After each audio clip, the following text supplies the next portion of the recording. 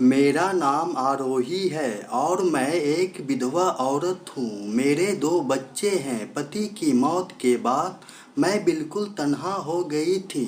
घर का खर्च चलाना भी मुश्किल हो गया था। घर के आधे भाग को मैंने किराए पर लगाने की सोची।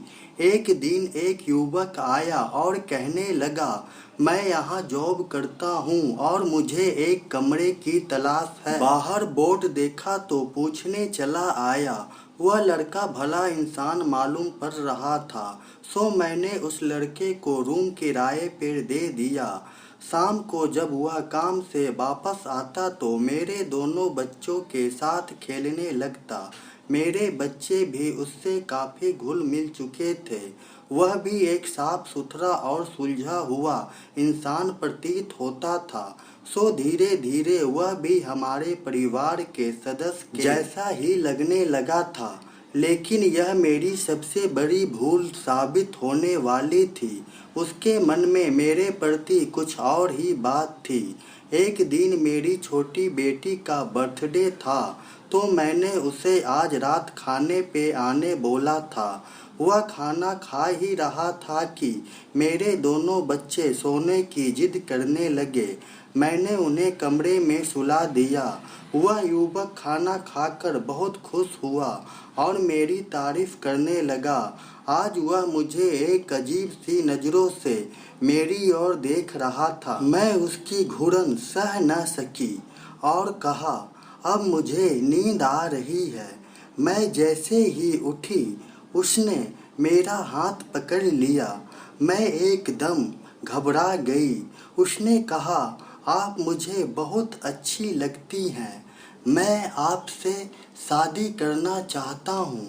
मैंने जब पहली बार आपको देखा था उसी वक्त से मैं मन ही मन चाहने लगा था, पर मेरी हिम्मत नहीं हुई कभी कुछ कहने की।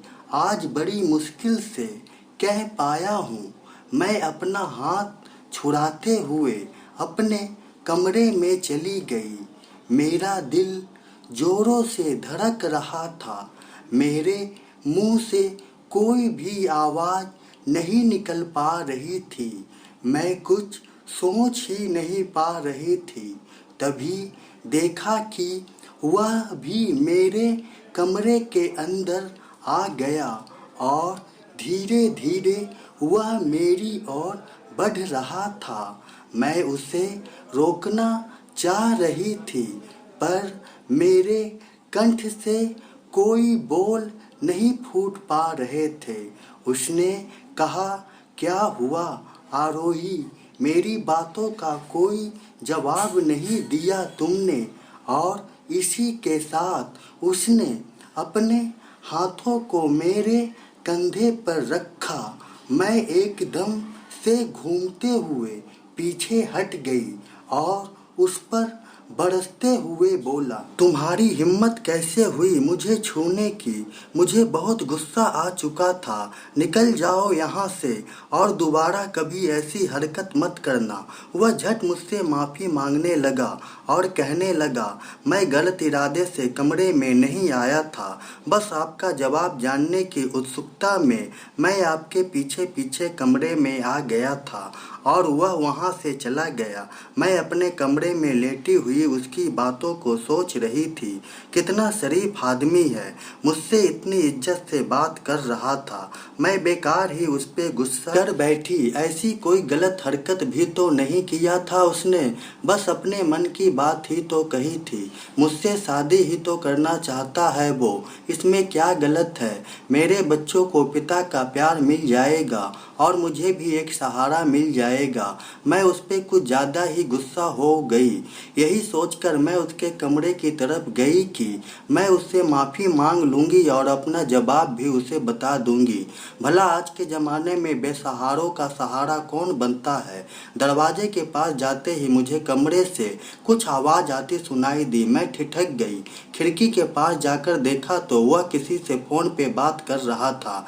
चिड़िया को जाल में फंसा लिया है, बस कुछ वक्त लगेगा। अगर वह शादी के लिए मान गई तो ठीक है, शादी कर उसे धन धंधे पे लगा दूंगा, नहीं मानी तो दूसरा प्लान भी रेडी है। रही बात बच्चों की तो उसे भी ठिकाने पर लगा दूंगा। और हाँ, वहाँ का धंधा कैसा चल रहा है, जल्द ही यहाँ का काम निपटा कर आता हूँ, फिर दूसरे शिकार की तलाश भी करनी है। यह सब सुन मेरे तो पैरे तले जमीन ही खिसक गई।